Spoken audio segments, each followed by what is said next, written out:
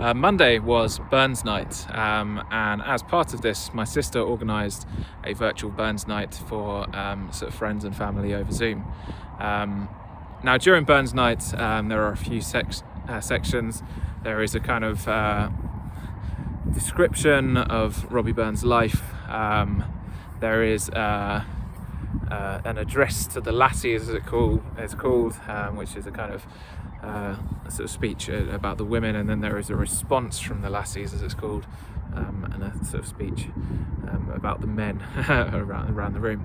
And as part of this, both the speakers who gave those addresses spoke about how Robbie Burns would be judged under today's sort of social standards.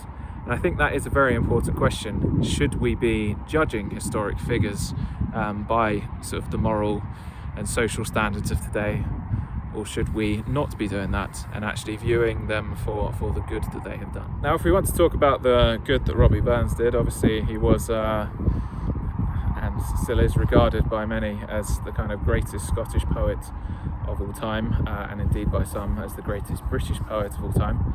And one of the things that he wrote a lot about was the kind of nature of the Scottish countryside. Obviously I'm not in Scotland, but you can see in the background a bit of the kind of views of where I am at the moment. But we do also have to remember that by today's standard, Robbie Burns was a bit of a womanizer. He had many children by many different women, so could be seen by today's standards as a womanizer. However, the thing that he did do was he always took care of both the women in his life and the offspring that resulted from these liaisons.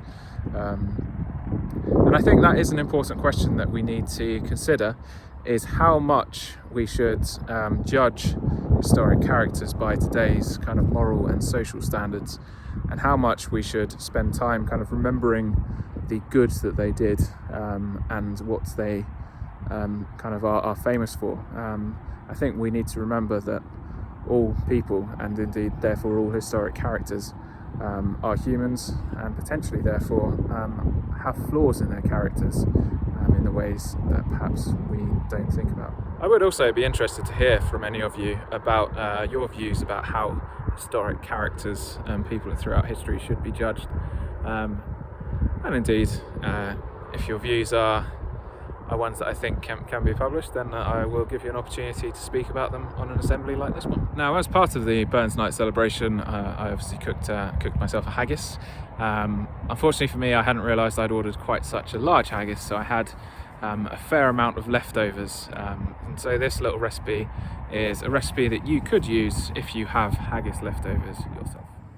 So it is the day after Burns Night. I've got quite a lot of leftover haggis, so I'm going to try and make a little recipe that I saw in the paper. That's my take on it, but it's a kind of haggis macaroni and cheese, or sort of pasta bakey type thing. So I've got some vegetables, and I've just melted some butter. The vegetables are kind of cooking away in a little bit of water. So now I'm going to make the sort of cheesy sauce. So I've melted some butter, and I'm just going to add about a tablespoonful of flour to that, first of all, to create a bit of a roux. So we'll just stir that in.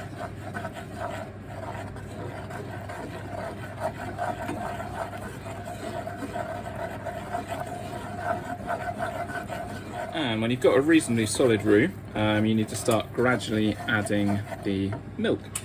So I'm using about a pint of milk. So I'm just going to gradually add that in, stirring as you do to make sure the sauce does not go lumpy.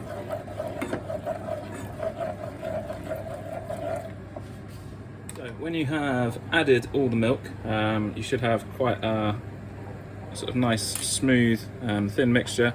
You then need to gradually heat this mixture until it starts to thicken. And you can see as it's starting to thicken, the sauce is starting to change colour a little bit. So it's becoming sort of more opaque, and you can see that it's starting to hold its shape a bit more as it starts to thicken. So now that has thickened up, it's time to start adding the cheese. I'm going to be using double Gloucester, and I've got about 250 grams to stir in to the sauce. So it's important to add it gradually, bit by bit, and stir it in as you go, so it doesn't sort of create lumps of cheese, and so it gradually all mixes in. With the double Gloucester, you should see it changing a little bit to a yellowy kind of colour. You can use other cheeses, so cheddars or red Leicester are quite good for them, or indeed any others that you enjoy. You can see that the cheese is nicely melted through. I've also, while this has been going on, partly boiled the pasta I'm using. I'm using little pasta shells, so they are partly boiled. I would say boil them for kind of 5 to 6 minutes, so they're still slightly al dente, but are not absolutely raw. To this cheesy mixture, I am now going to add the haggis gradually.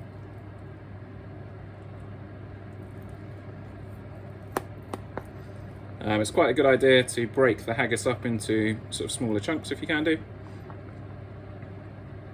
So we'll gradually add some of that haggis into our sauce. Now that I have a good amount of haggis running through my sauce, I'm going to add my pasta and vegetables into it, and then I will pour it into a dish to go into the oven.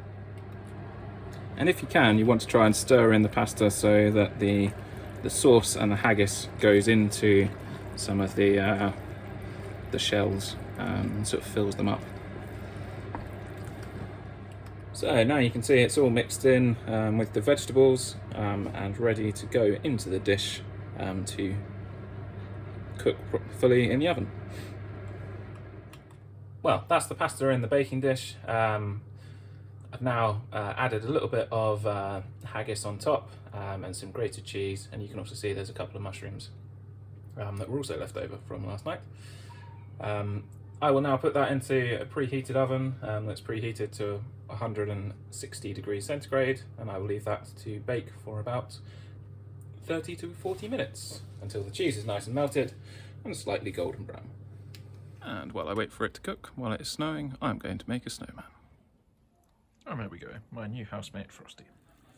So, after about 30 to 40 minutes, your macaroni cheese should look a little bit like this, and then it is ready to serve.